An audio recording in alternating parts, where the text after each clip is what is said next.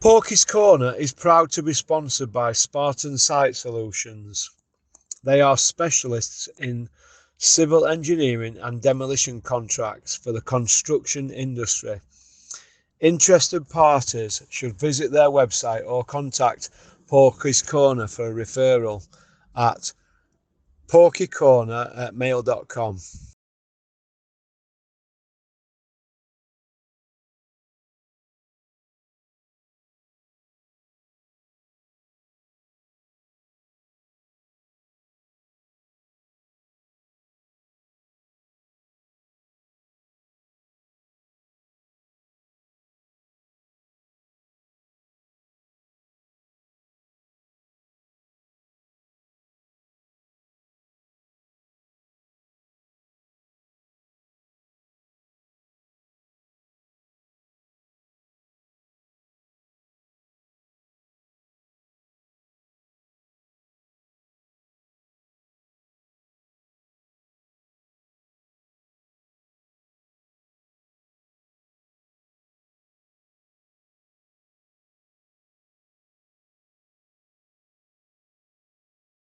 Hello, all you hardcore boxing fans out there. How are you doing? It's Russ here from Porky's Corner, the biggest gob in sport.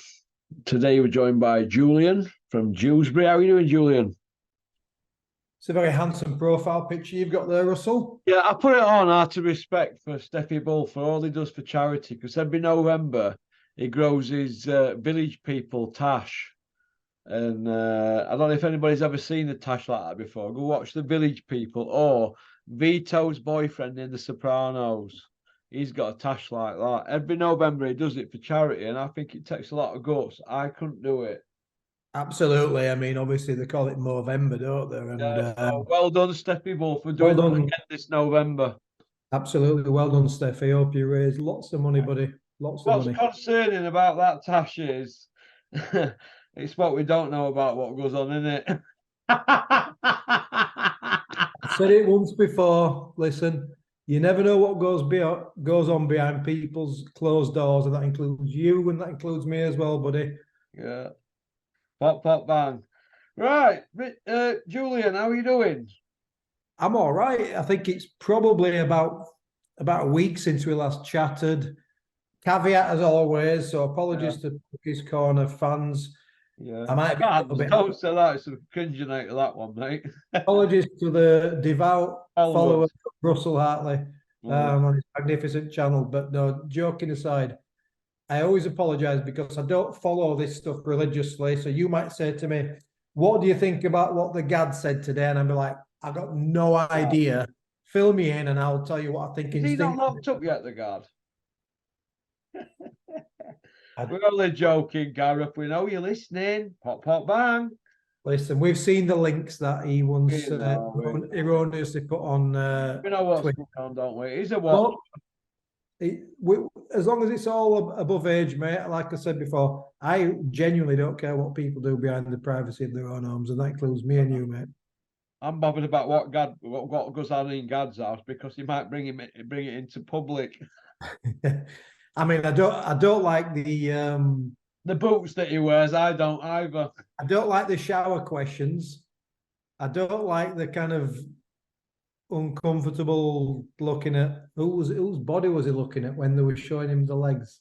Ebony Bridges. Was it? Who else? That's a bit weird. But listen, what about that other one with powerful thighs, Ellie Brooke? Well, Gareth. We're all red-blooded men. We all like looking at attractive ladies. So I'm not going to judge you again. Yeah, go on, Gareth. I'm very forgiving today, mate. Very forgiving. Right, we'll steam in while you're there. Ebony Bridges. She's what's going on here with her career at the moment? She's fighting some OnlyFans fighter or something for the defence of a world title. What's going on there, Julian?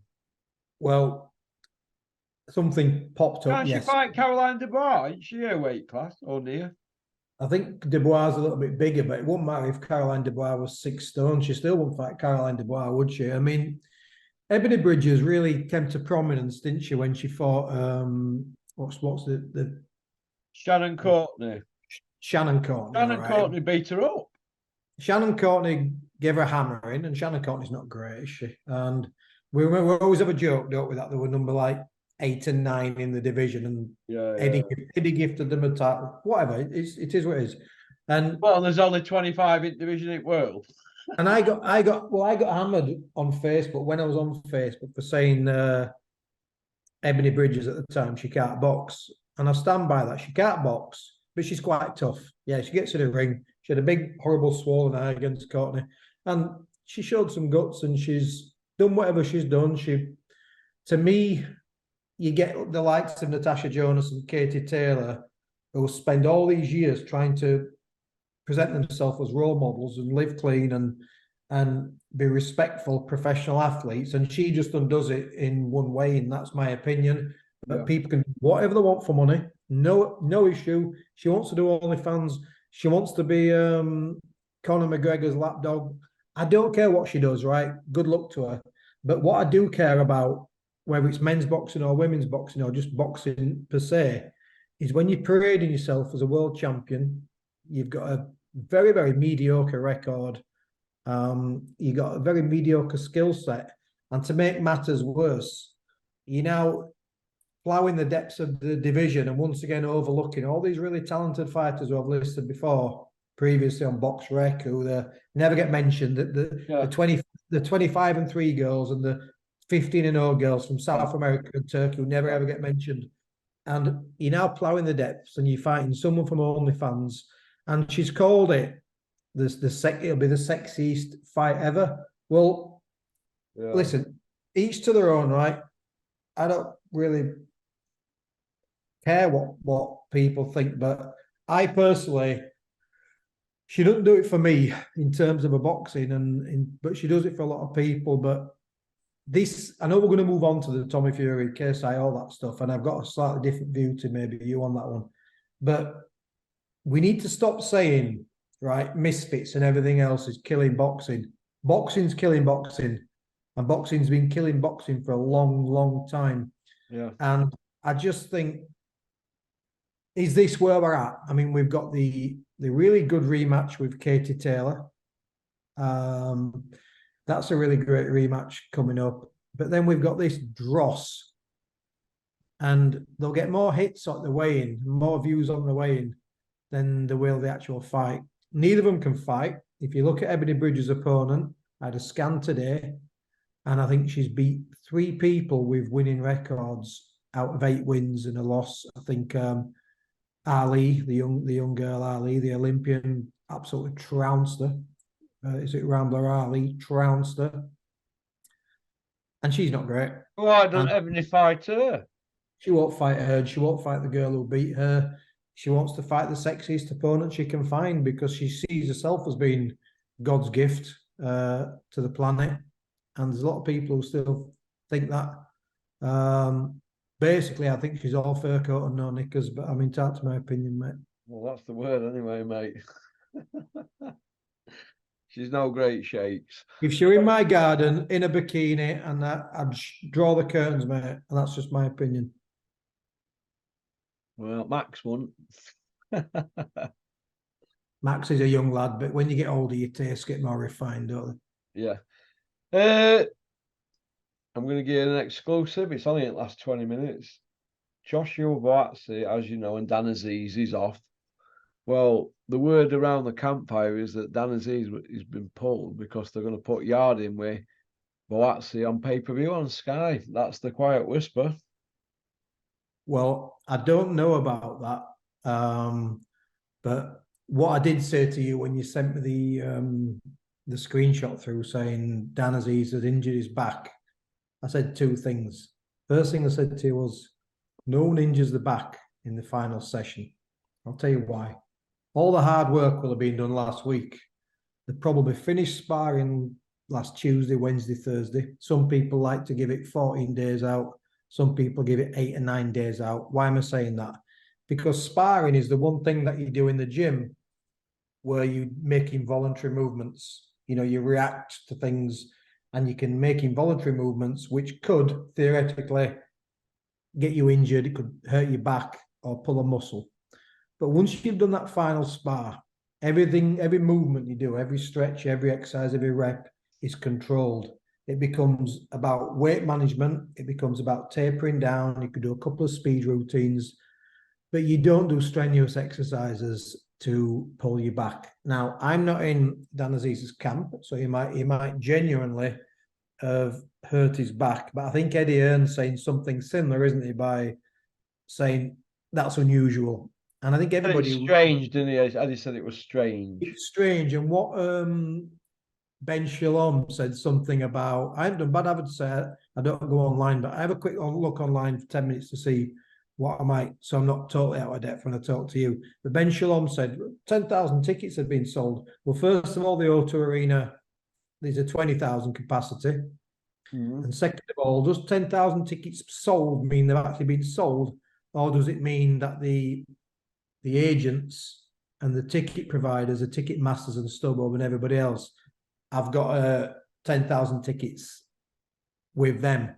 Has it really sold 10,000 tickets? Because neither of those are massive ticket sellers either, let's be honest. None of them's really caught the imagination of the public. They're both decent fighters and they're both fine young men. But is it really a massive fight? I don't know. But when a guy pulls his back in his final session, either he's got people in the gym who have no idea what they're doing, and I find that hard to believe. I find that very hard to believe.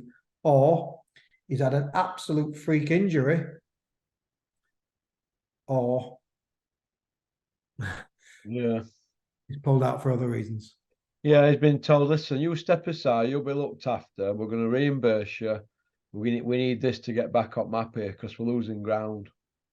I mean, I just think as well, if you've paid for a ticket... They have lost ground, have they? Yes or no? Oh, absolutely. It's a joke now, isn't it? They're like fight zone, aren't they? Dennis's fight zone. They're terrible. We've said this for months now, haven't we? You know, they've had a couple of decent pay-per-views, which actually, when you look under the skin of them, they weren't decent, were they? But they've promised a lot of Sky. The best things that have been on Sky in the last 18 months, I've said to you, are those top-ranked shows. The top-ranked shows, from the top to the bottom, are absolutely superb. The presentation, the production, the fights, the quality of the matchmaking is absolutely out of this world. Is top rank. And when you watch the shows that Sky have been putting on, it's dross. You might have one decent fight on the entire card, the rest are mismatches, and they've got no real talent coming through.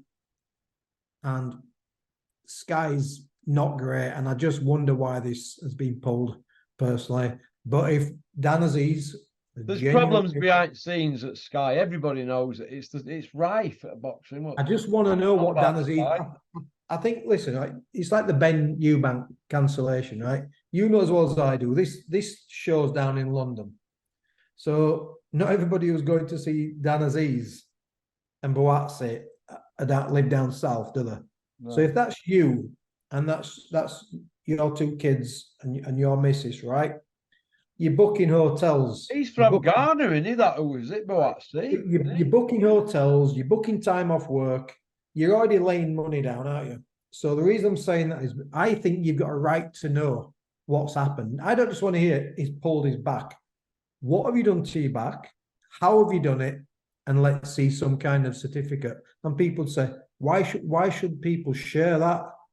That's like private information. Now, people are hardly screaming though, are they, that they book coaches and all this. You don't hear people in the street saying, listen, that we're getting trained down for Boatse Aziz. You know, it's not caught the public's imagination, has it?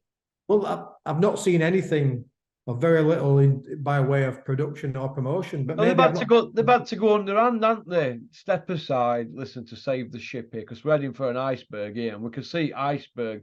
They've spotted it. Oh, they can see it. They've got more time than Titanic. They've got 18 months to turn it round. Pop, pop, bang. Yeah, it's not done the maths, has it?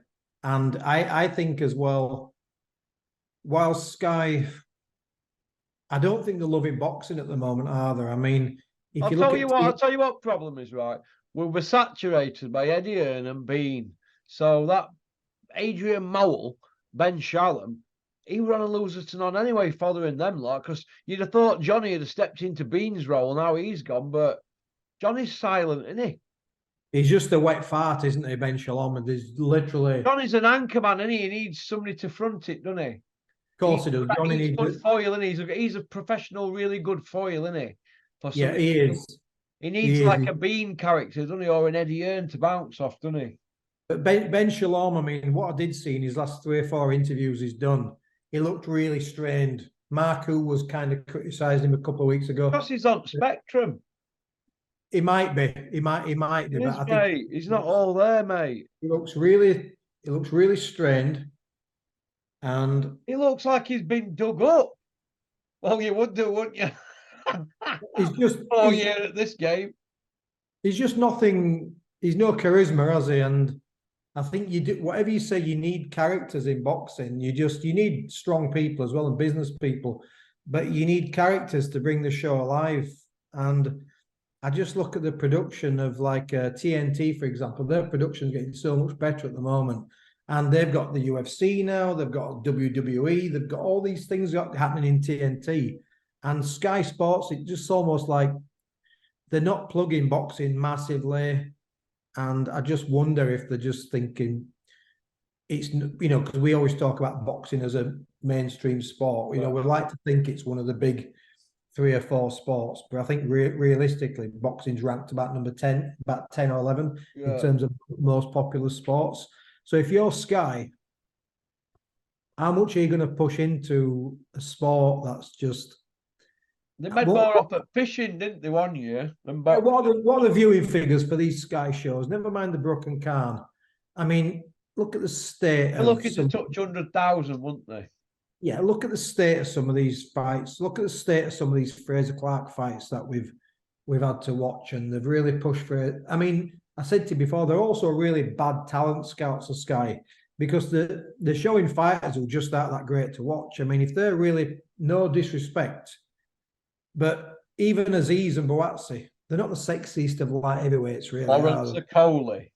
And Lawrence Okoli and guys like that. And who's the other kid?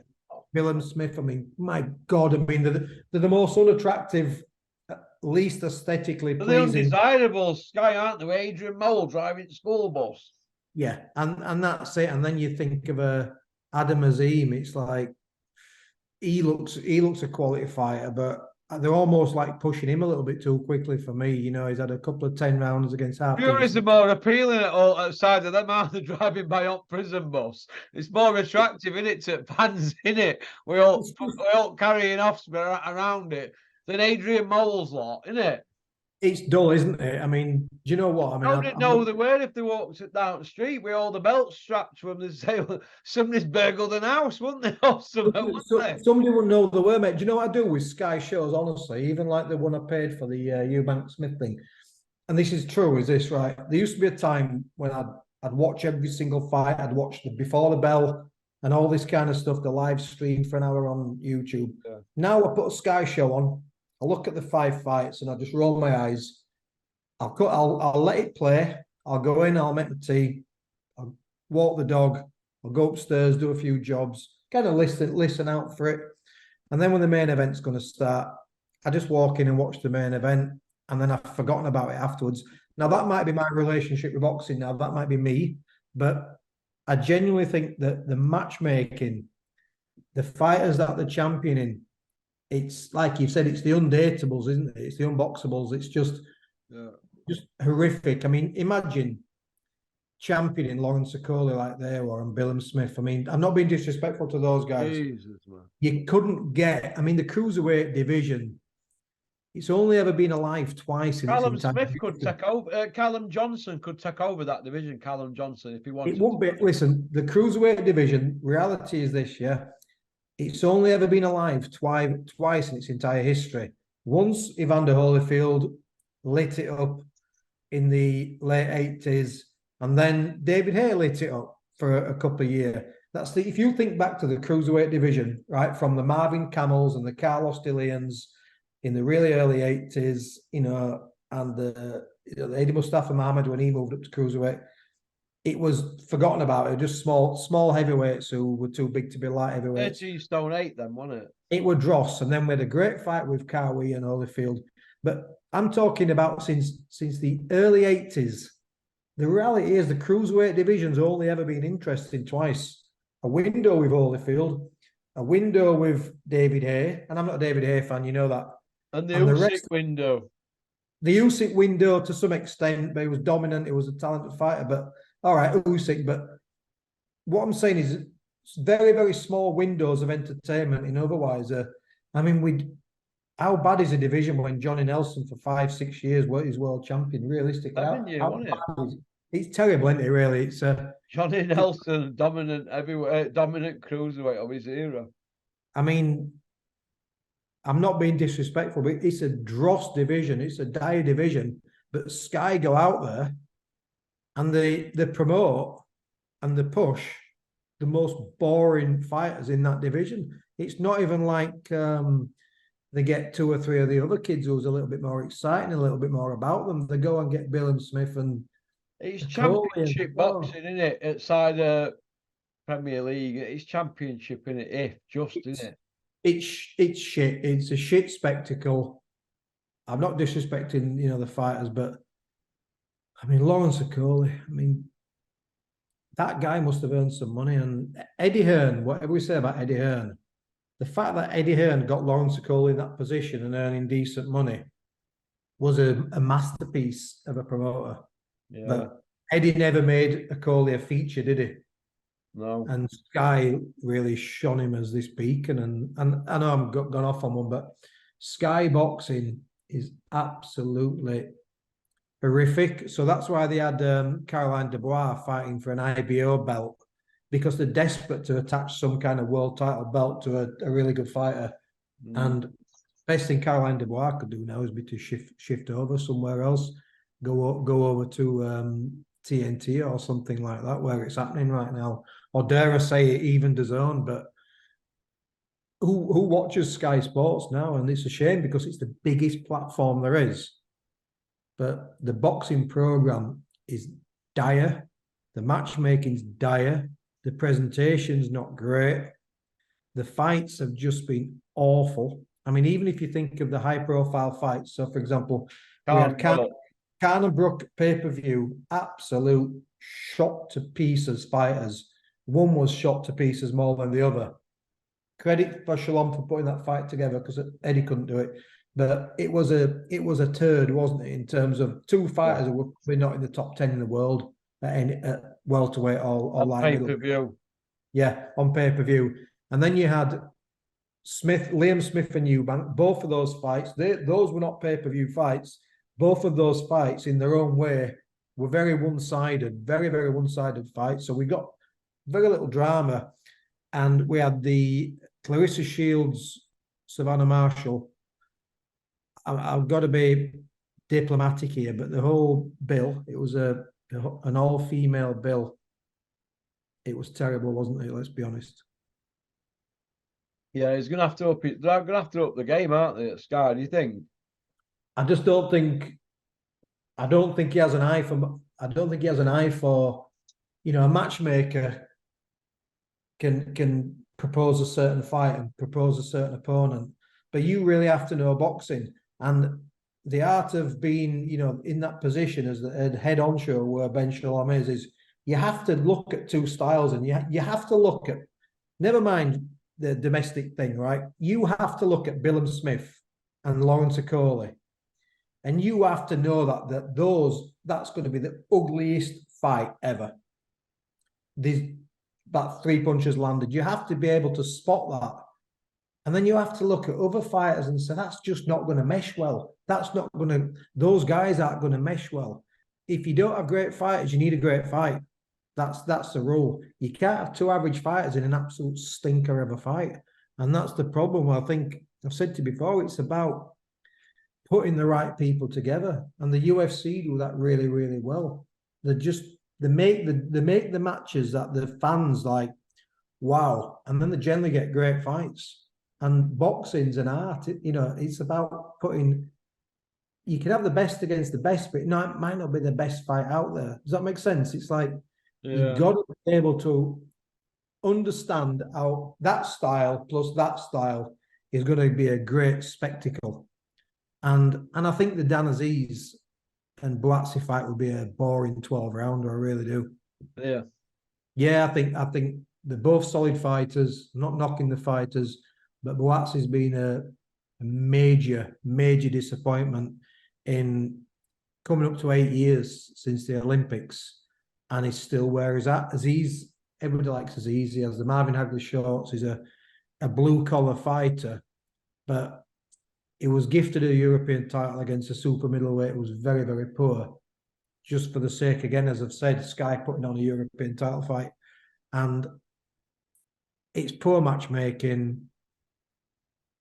And yeah, I don't know about the Yard Buatsi fight. I don't know if there's anything in that whatsoever. But that's a better fight than Aziz and Buatsi. Trust me, that ain't a good fight, mate. That's a unattractive fight. Those styles won't clash. They won't mesh. Those styles won't mesh. Yeah. How do you see Jack Catterall's defence of his Intercontinental WBA against Jose Linares this week, Saturday? First of all, I don't recognise those belts, as you know. I just don't. That's me. Yeah. Linares is a name that we all know and we all remember, but he's past his best. I always thought there was an element of Linares was overrated as well. And sometimes this happens when you get good world level fighters with belts that come over and they trounce the fan favourites and the trounce the Crawlers and the Campbells, and you elevate them to this and Kevin Mitchell, you elevate them to this massive level. But if you look at Linares, even when he was, at his best, he's been wiped out 2 or 3 times, hasn't he? Yeah. He's been wiped out a couple of times, and he's been wiped out since.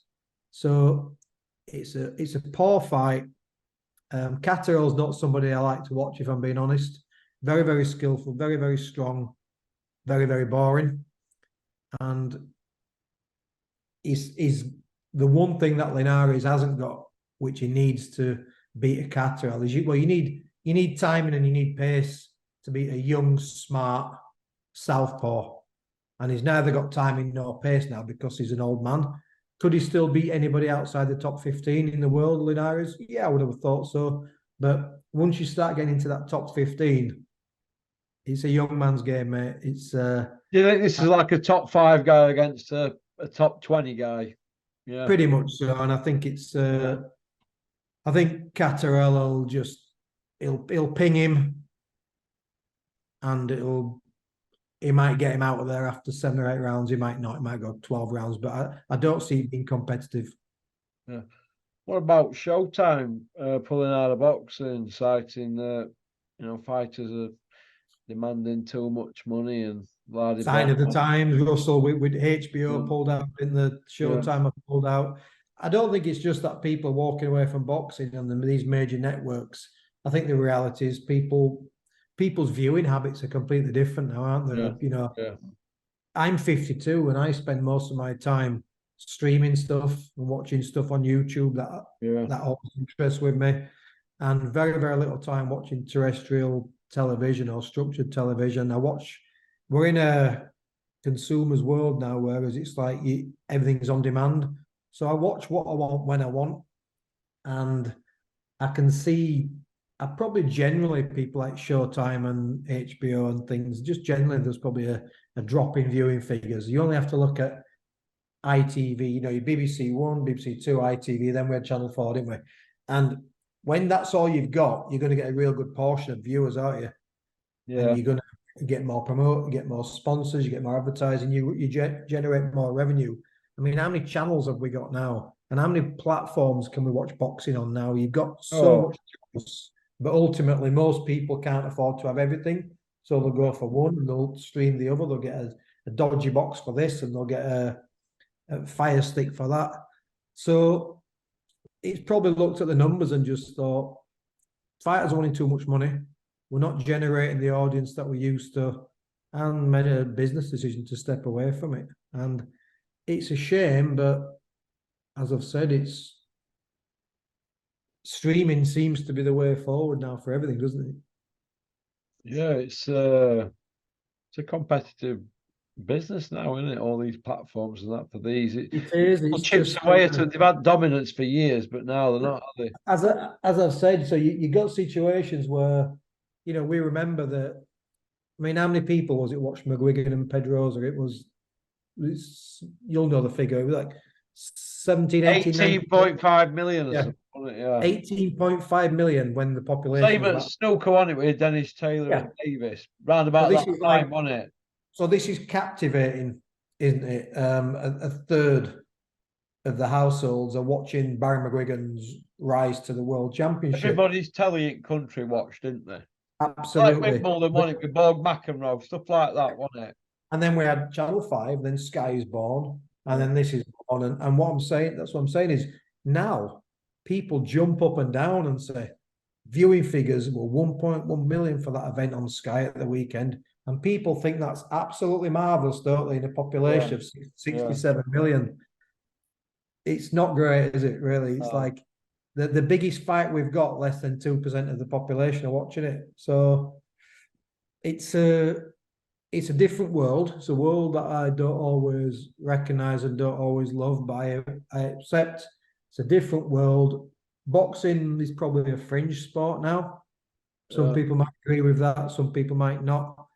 And Showtime pulling out of boxing, people might think that that's going to sting a little bit, but it probably won't hurt Showtime, and it might not hurt boxing. I don't know. There'll always be big shows and there'll always be big fights, but like I've said to you before, the structure of boxing and the framework of boxing, that as it drops down, boxing's absolutely on its arse, isn't it? Once you get to that,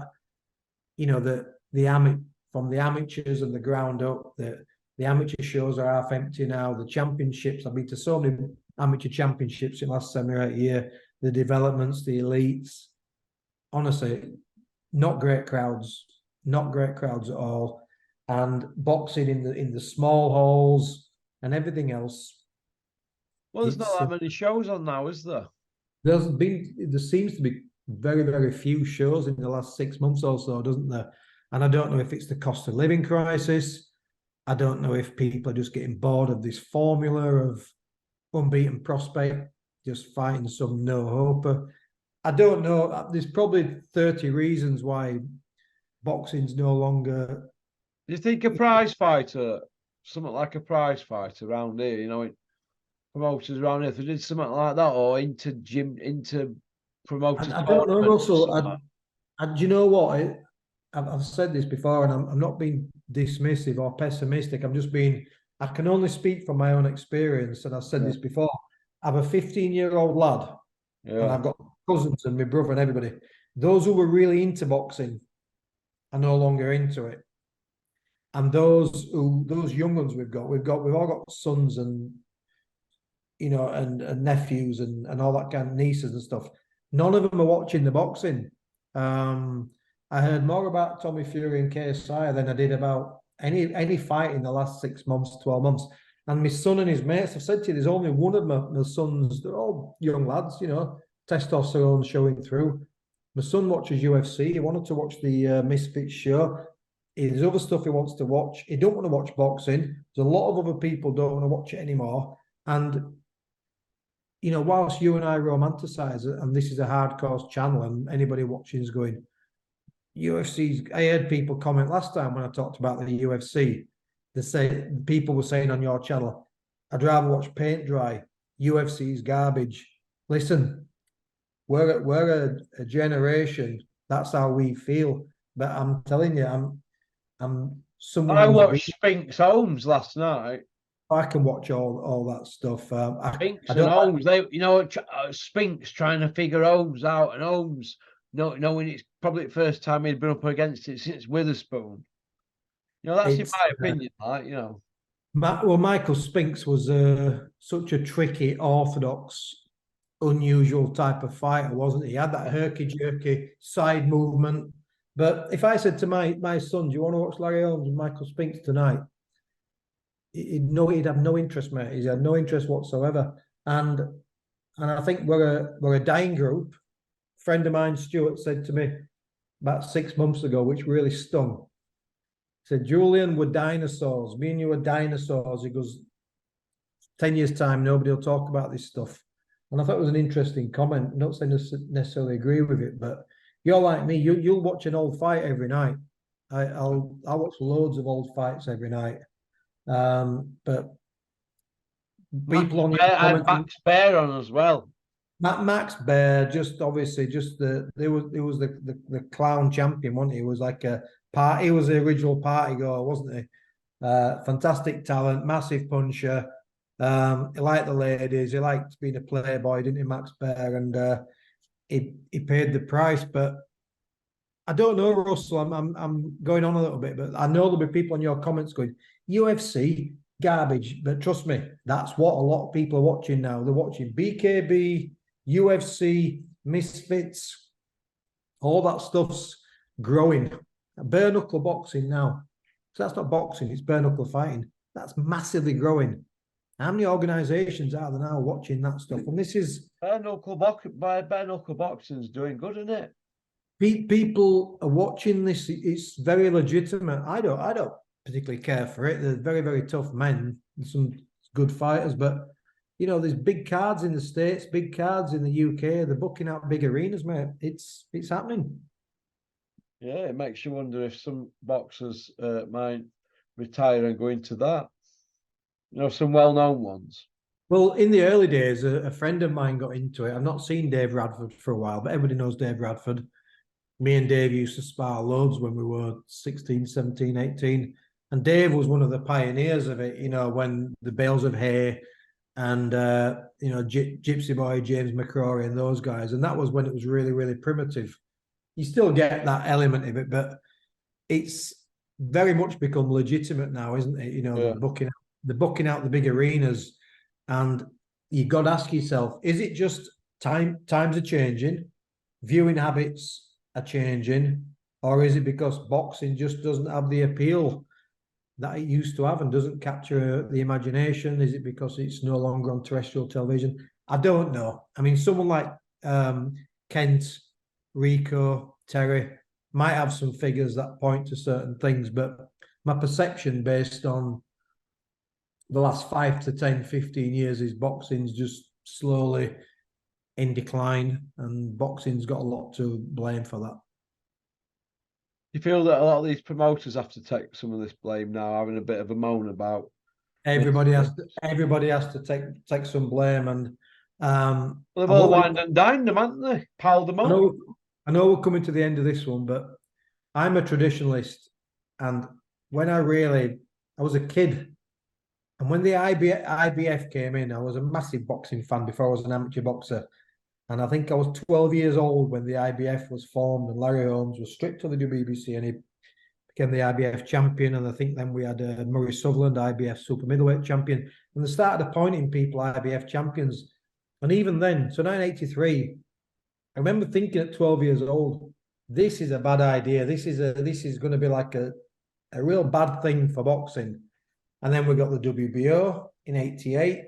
And what happens is several things. The sport breaks up. You get more champions. You get less people willing to unify. But what you also get, Russell, is you get mediocre champions calling themselves world champions. And then we've had the WBA splintered, the WBO splintered, regular, and it's just, I think the promoters, the sanctioning bodies, boxers, managers, everybody has got to take some responsibility for this. We've still had some fantastic fights this year. We've had some cracking fights this year, but generally it's just one disappointment after the other, isn't it?